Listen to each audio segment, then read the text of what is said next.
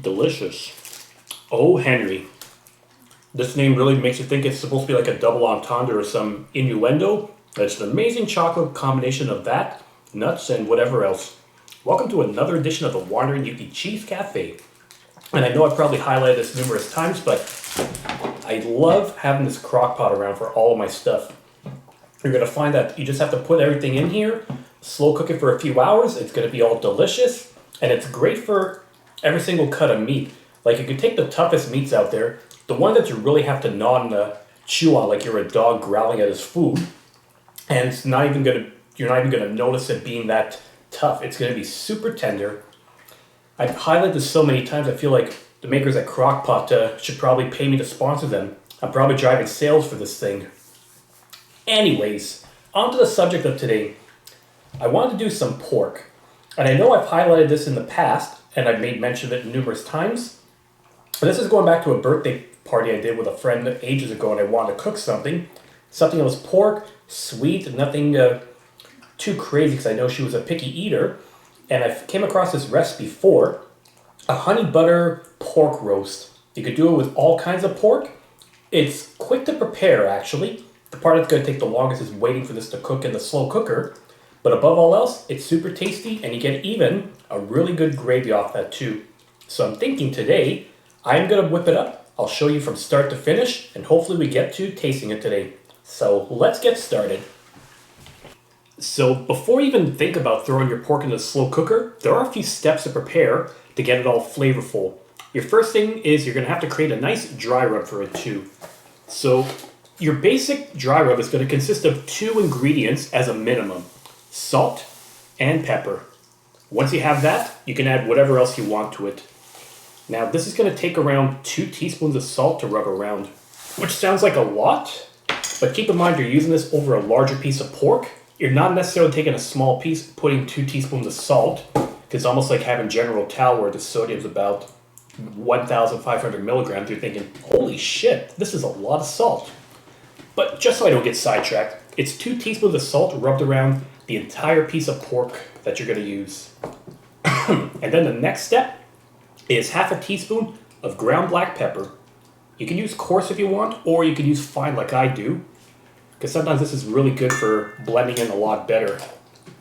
So there you go. This over here would be your basic one, but that would be kind of boring technically. You might want to add some other stuff too. So, in case you're thinking that just this much pepper is not enough, to give yourself that extra bit of kick, you could throw in around half a teaspoon of cayenne pepper as well. Or I'm just going to put a little bit less than that, somewhere between 1/4 and 3/8, just so I don't overdo it. And then in terms of the rest of your ingredients, next is going to be basic paprika. Whenever I use this, I always find that it has a nice binding effect, in the sense that once you combine this with all the other ingredients, it, kind of blends it all and sticks it in. The best analogy I could think of is the dude from The Big Lebowski, how he always used to say that rug really tied the room together, man. As for the whole story of that rug, well, I'm not going to repeat it over here. Go watch the film yourself. Thank me later. You'll put 2 teaspoons of this, and then that'll give it a nice flavor as well. Well, minimum flavor, because it's mostly for binding, but also for the color. This stuff is really good, especially if you're doing whole chicken. And then in addition to that, get some onion powder in here. This you're going to need about, let's say, 1 teaspoon of it. Luckily I bought a backup just in case I'm all out of onion. There. Ooh.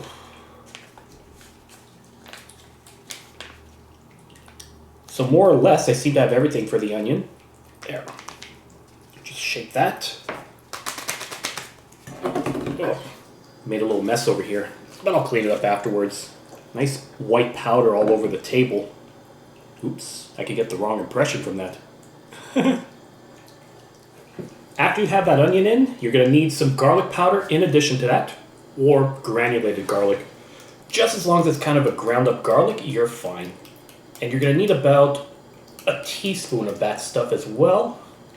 Seems to be running low here, so let's go for my reserve that I picked up on too. It almost feels like just when I want to use these spices, that's when they all have to run out on me. I mean, what's up with that? It's almost like time or fate is up against me. What do I gotta do? I'm gonna go throw a rock at fate. That'll teach it a lesson. Well, that was a bit of a struggle. Turns out I needed scissors for this. Oh well. So add the rest of this so you get a teaspoon in. Throw that in, and voila. Magic in the bowl. And then the final ingredient is gonna be some thyme. And it's gonna take 2 teaspoons of this as well. Oh no. But I think it looks like I'm actually running out of time.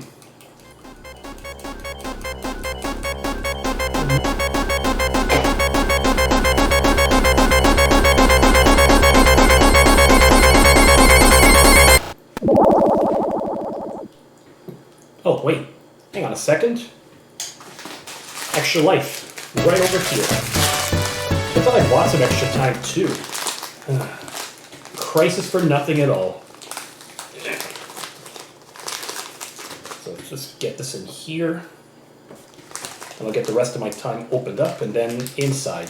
So 2 teaspoons is all you're going to need for that.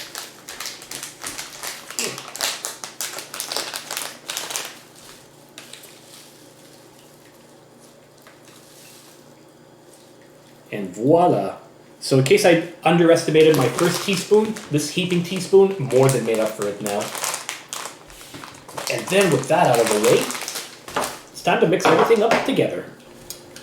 So you just want to blend everything here so that the color is going to be rather consistent. Just like a nice melange of spices as opposed to green dumped on white, dumped on yellow, dumped on red. And you're going to tell because it's all going to look like it's a very pale-esque mixture. Just keep going with that. It's going to look very white because of all the powders you put in, not to mention the salt. But that's normal. That's what you want it to look like. There. Keep going here. And I suppose if you want to make it a little bit more red, then I'll add just an extra batch of paprika. Nothing too much. Just kind of something to deepen up the color a little bit. There. Now that is one heck of a spice rub. And now that this is all mixed up, the next step is to prepare your meat for the cooker. But before you do throw it in the cooker, you're gonna have to take one step that'll make it even better. Searing up your meat in a skewer. It's amazing, because what that is gonna do is with this spice rub, it's gonna crisp up on the outside, but all the juices are gonna be kept on the interior. So it's like you're gonna have a nice crust on the exterior, but it's gonna be super soft inside. That's one of the keys about cooking meat. Sear it up anytime you can. Takes a bit of extra time, but the effort is worthwhile. And as for your cut of pork that you're going to be using, it's all going to depend on what you want and how long you want to be cooking this for. If it's going to be pork loin you're using, that's going to be somewhere in the middle, like in the 5 to 6 hour range to cook it. Pork tenderloin is definitely going to be a lot less to cook because you're going to be doing this. Because it's so small, it's like maybe 5 hours max. But then if you're using pork shoulder for this, you're probably going to need like a good 10 hours because those pieces of meat are definitely the toughest one to cook. So you really need to tenderize the joints and the meat. But then before we do that, oh, that's a lot. You are going to have to get some oil on here. Start off with 1 teaspoon of olive oil. Just put that on. There, 1 teaspoon here. And then just sprinkle that over your lump of pork. And then just massage it really well on this. You do it on both sides. Of course, the other side is going to be mostly fat. Not that it makes a difference. But once you do that, there. I'm sure somebody's going to be watching this saying, no, you're doing it all wrong or is getting nervous, but come on, it's my kitchen. I'm okay with that. Oop, tearing it off. We'll be right back. Okay, and we're back. The plastic wrap was not going well, so I decided I'm going to be using parchment paper instead. So just to recap, I have 1 teaspoon of oil rubbed all around the pork. So the next thing I'm going to do is get the pork rub all sprinkled onto here. So you're going to rub it around on all sides. This is going to make it stick together thanks to the oil. And then once it's all administered, then you just have to pat it down for good measure. And it's a bit wider than what I've done the last time, but I suppose if you're one of those that doesn't want to have too much salt, even though it's like spread out evenly, you can reduce this to 1 teaspoon instead of 2 and it'll still be tasty. There, just pat this down nice and lightly. Voila. You want to make sure this is covered as much as possible. And then rotate it around. Oop.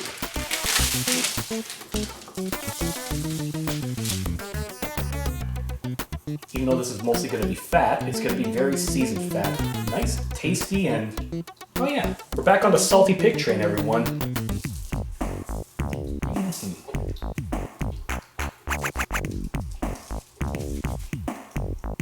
So I'll just sprinkle some onto my hand to get it onto the side. That's one way of doing that. There, nice and simple. So I'll do the same thing with the remainder of the spice. Rub it onto the edges that I missed. Worst case, if I missed anything else, then I'll just roll it around. That just should get the job done too. And then next thing I have is 1 tablespoon of oil in a skewer that I'm going to put onto medium-high heat and then let that well, heat up, obviously. And then once it's warm enough, then you can start throwing this in. So let's get this all rubbed together. Ooh, some extra spice here. Seems to be heating up well, so let's get the pork roast into here. And then in terms of the time, you don't want the spices to burn too much. You just want to give this enough time that it browns up on all sides. It should take like maybe a matter of minutes if you do it on medium-high. No sizzling yet, but give it some time and it'll be ready. It gives me plenty of time to get all the cleanup done here, disinfect, and yeah, move on from there. We've got some serious sizzle over here. That's telling me it's well cooked, or it's starting to get well cooked enough. So then that means it's time to flip it over. See how this is going to look. Yes. There. Now this is how you want your pork to look. Just nice, cooked, kind of browned up as much as you can see without it getting too burnt. What a beautiful thing. Let's look here. Ah yeah. Now that is some salty pig here. Serious business, people.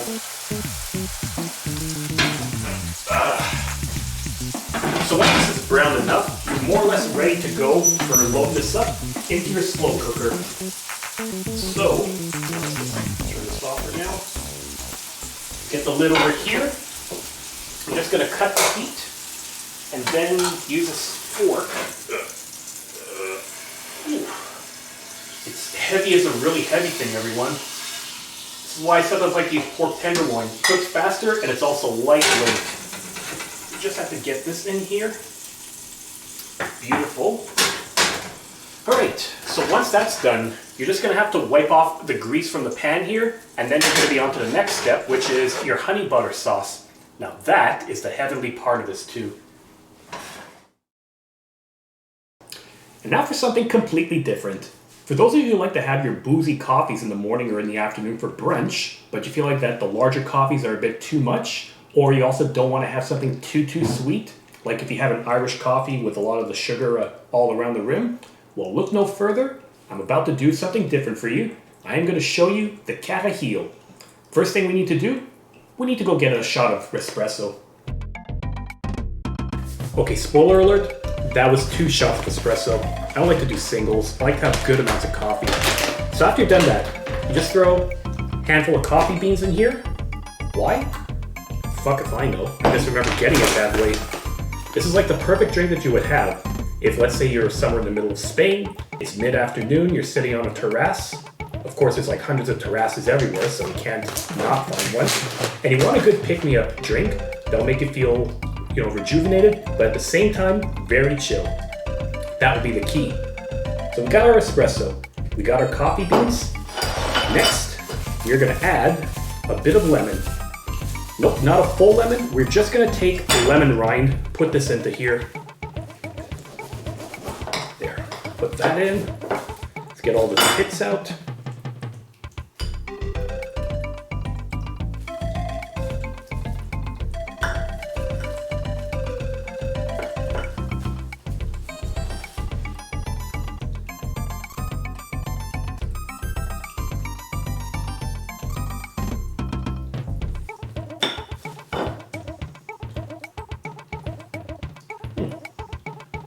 Can't let this lemon go to waste, can I?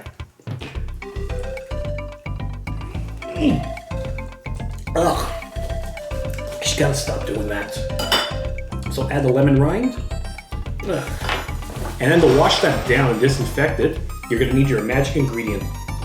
Typically, you're gonna need to have some brandy on hand for this.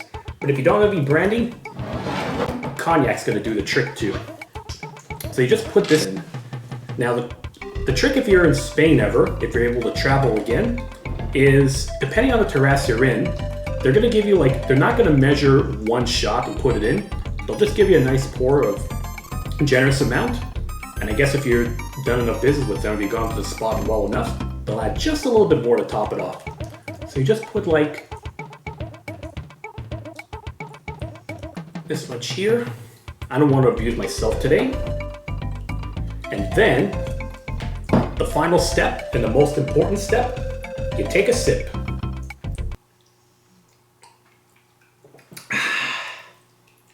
Now that'll get your mojo going.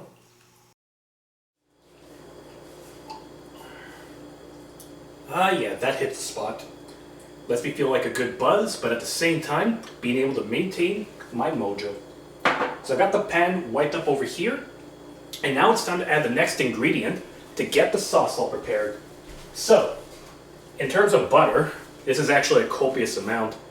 It looks like a lot, but I've got roughly half a cup of butter.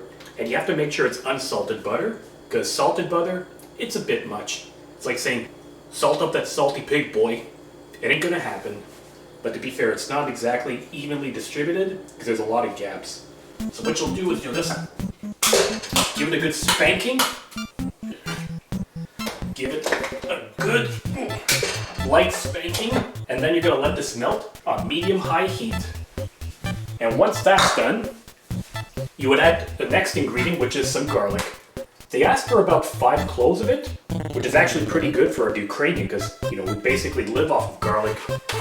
But I decided to go generously, added a 6 clove to that. So once this butter is done, you're gonna administer this, and then your remaining ingredients. It's actually a pretty basic sauce when you really think about it, but we'll get to that in a second. Okay, this butter looks like it's melted pretty well. Let's get our garlic added. So you essentially want to have this all mixed in, and then sauteed until it gets a nice golden texture. Yeah, you may think this is a lot of butter, but I guess when you think about it, one, all butter croissants are not that bad, even though they're made with that. And two, well, at least butter is an all-natural ingredient compared to who knows what else you're going to find out in the market. Like margarine or oleo as they call it, or whatever kind of chemicals are out there. Not to mention all the processed foods you're going to find. Yeah, this is not too bad in the grand scheme of things.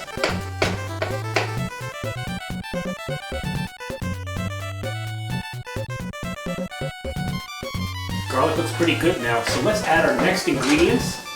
Now these are going to be mostly the liquids and the seasoning. So you're going to need about a 1/4 cup of apple cider vinegar to give it a kick. And unlike the last time, I'm not going to be doing a shot of this. I doubt there's going to be any health benefits to this, and it's fucking nasty. You already know my take on that. Oh, right. Top right corner, you're going to see when I did that with my pulled pork. Yeah, like I need a reminder of my stupidity. And so, there's going to be another ingredient to this, obviously. In a honey butter sauce, you're going to need, obviously, some honey. And a rather copious amount, too. Like, it's not like adding a tablespoon or a teaspoon of honey to your tea. You are going to need a lot more to this, too. Like, you're going to need around a 3/4 cup of honey to mix it all in together here. Man. Tablespoon I can understand, but 3/4 cup. It's like, I don't know. It's like being Winnie the Pooh and sticking your head in the honey pot because you got a problem. Seriously, come to think of it, that was you probably had a honey addiction and needed help. Or maybe I'm just clutching at straws for no reason and thinking my childhood's ruined. Wait, what am I talking about again? Okay, this is all the honey that you're going to need. And then you add it in. And then this is going to thicken it up really well.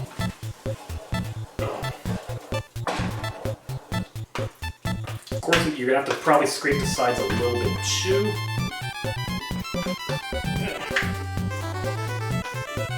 Okay, this is actually pretty tricky, but you'll see it's all really worthwhile.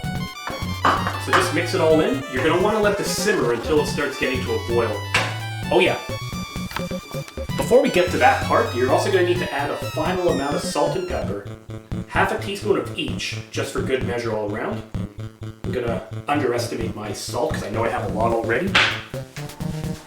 See people, this is why you don't use salted butter in this, because you're already adding salt.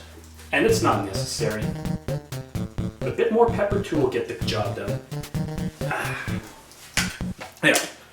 So let it mix, let it simmer a bit until you see a bit of bubble, and then we're ready to go. Yeah. The simmer is starting here. It's all bubbled now. That tells me it's all ready to go. So this is what your sauce will look like. Maybe just a little bit longer. Because the idea is you want to have it like the same consistency as maple syrup. So it means it's going to be kind of thick when it pours off. Not too watery, of course. So maybe give it a little bit longer. And then once that's done, we're going to pour it into the slow cooker and then start this bad boy.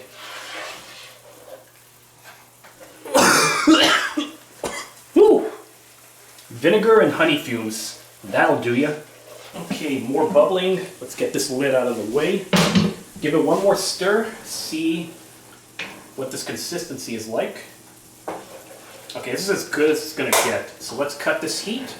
And now we are going to dump this into the slow cooker and make sure it's all really well spread over the pork. And that is magic. And this is going to give you an idea of how it's going to look when it starts to cook. Obviously, because it's going to be mixing with pork juices, it is going to get a lot more fluids in here. And there's actually a little trick to all those fluids once you're ready for it. So now that I got this covered, I'm going to set this to low heat. And for this amount, I'm going to say like a good, let's say 6 hours it's going to cook for. It should be nice and tender after all is said and done. And beautiful. And voila! This is how you're going to whip up your pork roast in this sauce. And believe me, it's going to be super delicious once you're done. Now, it's going to be ready in about 6 hours. I might have some other cooking I'd want to do for supper in case this is ready a little too late for my liking. But that is easy. I've still got plenty of pizza sauce I can whip up over here. Yep, been putting the pizza sauce to quite good use since I've been starting to do that. But all this to say that I'll still show you the finishing touch of this, and I'm still going to do a taste test because you know what? I ain't going to deprive you of the taste test of this because this is really good stuff. But until then, I'm going to get my cleanup done over here, finish off my mojo juice, and then take care of some other stuff around the house. And rest assured, because it is Sunday and I'm going to be wrapping up the weekend, I am going to go brew myself very soon, hopefully with a really good one, and plenty more cheese, so stay tuned, we'll be right back. And we're back. Yeah, realize that using a hammer and nail could be a bit complicated if you're left-handed, because your orientation may be off, and sometimes, I don't know, it could feel a bit weird. It's almost one of those times I wish I was ambidextrous. But nevertheless, I feel like I'm missing something. Okay, that's much better. There. Hat's back, we're back in style. But needless to say, we got another 3 hours until that pork is going to be ready for consumption. So I don't think I'm going to be able to be having it tonight. I like to eat kind of earlier, and by the time that's done, it's going to be like 9-ish. And that's a bit late for me. I need some food. But there's still room to have a beer to enjoy the last bit of Sunday. So this one is another one from Benelux, which I highlight so many times that I have to say again, I love their stuff. And what I'm doing today is the Buzz. This one's an American style IPA, and it's 6.7% fucker. So a really good one to try out. Now let's give this a taste.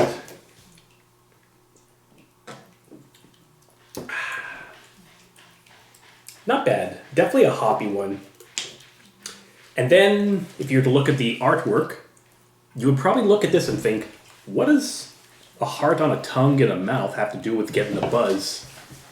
Well, I think I'm going to try to do my best to interpret this as commonly and logically as possible. So, let's give this a shot. So, the Buzz.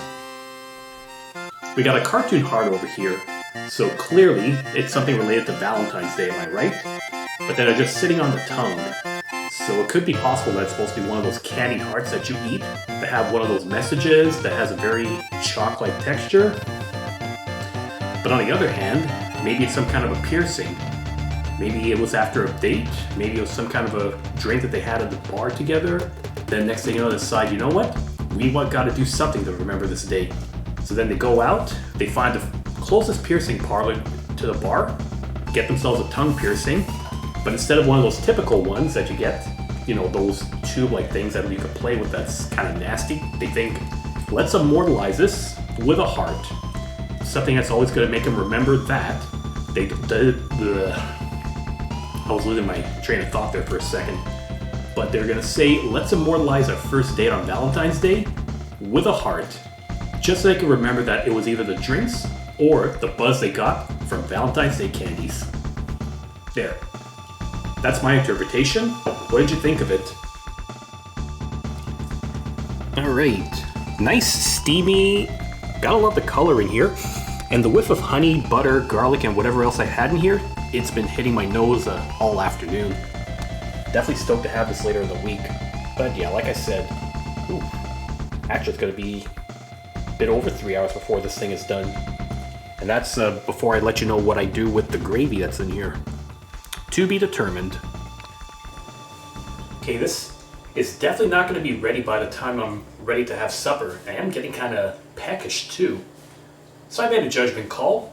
In the oven right now, I've got another pizza on the way. I had some sauce I had to use up, and I had some pepperoni that I didn't want to go bad. I'm telling you, in like the last 2 months, I made more pizzas than I have in my lifetime. What's up with that? Still got 8 minutes before it's all set to go, and I've already finished off my Valentine's Day Buzz IPA juice, so I think I need another ration to wrap things up. Let me determine what I want to have. I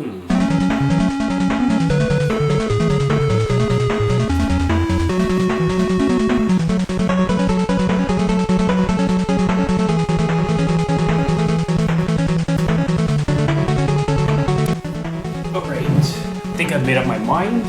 After having that really strong one, I want to do something else to bring me back down to earth. I'm doing something from Bose once again, another brew I'm starting to get really fond of, and it's going to be the Country Vibes Amber Lagered Ale.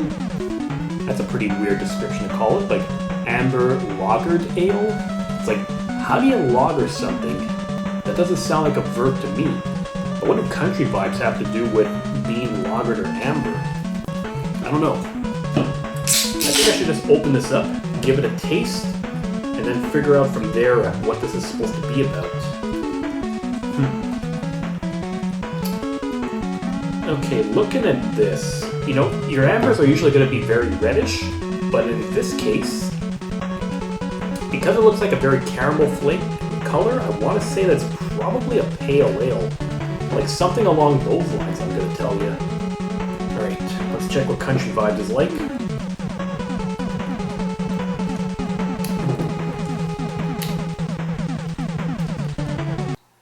Not bad.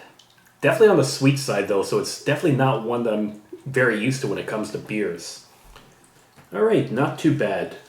So, you got forests, you got tractors, you got windmills, farmhouse at night. So tell me something, like, what does this all tie into to get country vibes, which leads to having some amber or like red malts that take you to the lager, the infestation of the Nevada seabed. Here I am thinking I was going to try to find a good interpretation, but I trailed off. So all this to say, not bad, not one I would go for very often, but that's just my personal taste. If you like your beer sweet, go for this one. Knock yourselves out. And it's easy not to knock yourself out with this too. It's only 4.7%. Definitely a way to get back down to earth after a strong fucker. Okay, almost 9 o'clock and this thing is finally beat for us. Man, I feel like it took forever. So let's have a quick gander at how this is going to look, and maybe how it's going to taste too. Now, I'm going to open up the slow cooker with a combination of trusty oven mitt and a fork, because I still have to get this handle replaced. So let's see here.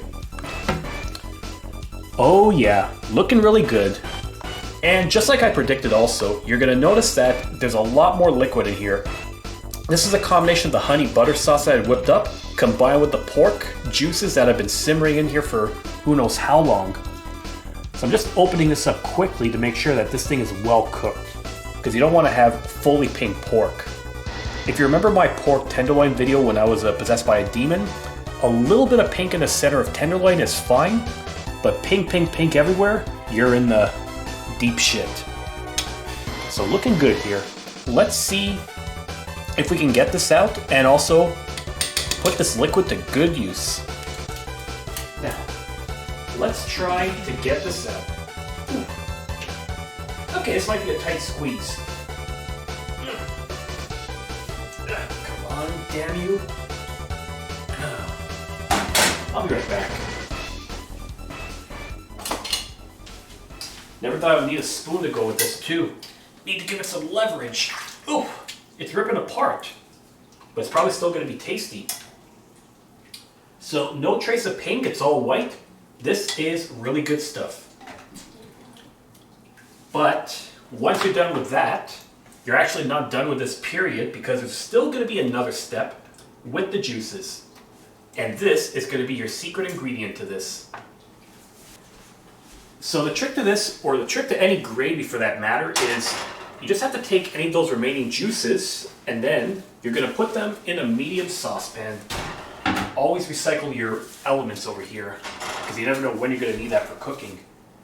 Just pour this in. You're probably going to have a little bit of pork meat still in here, but that's relatively normal also. And then your next ingredient is going to be nothing but cornstarch. Yep. What you're going to want to do is thicken this up. Hang on. Had a little bit of a struggle for a second. So I'm going to set this up to medium-high heat, just so it doesn't cook for too long. And then I'm going to add the remainder over here. So your amount is going to vary. You can do like maybe 3 teaspoons perhaps, or something like that. I'm going to try with a heaping tablespoon of cornstarch. Sometimes you could use flour for thickening these things, but cornstarch will actually be much more effective at it. It'll take way less quantity of cornstarch than it will for flour. So once that's done, you just have to get a whisk, let this thing heat up, and then you whisk it around until it starts to thicken up. And then when you're serving your pork, you just take this gravy here, serve it right on top. And of course you can use it for a whole bunch of other things too. I've done it over potatoes, I've done it over pasta, I've even used other meats for that matter too. So all really beautiful stuff.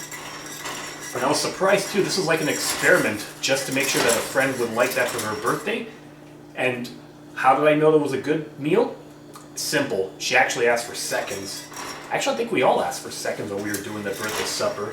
So that's a really good telltale sign. So just keep it up like this. And then eventually, it's going to thicken.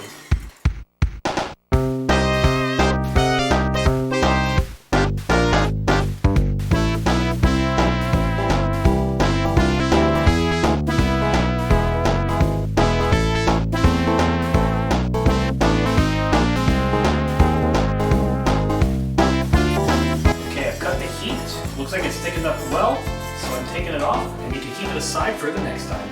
Before I do anything else with that, let's give this thing a taste test. I haven't made this in a little while.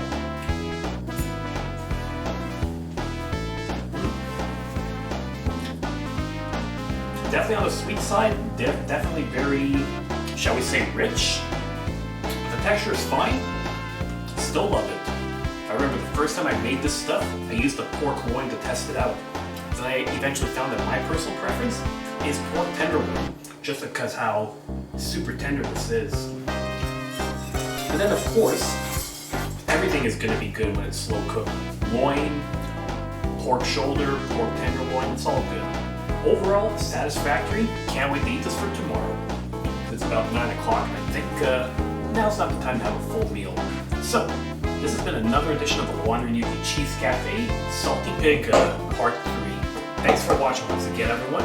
If you like what you see, you know to hit that subscribe button below, leave a comment, leave a like, and keep spreading that to cheese, because we all need it once in a while. Sayonara.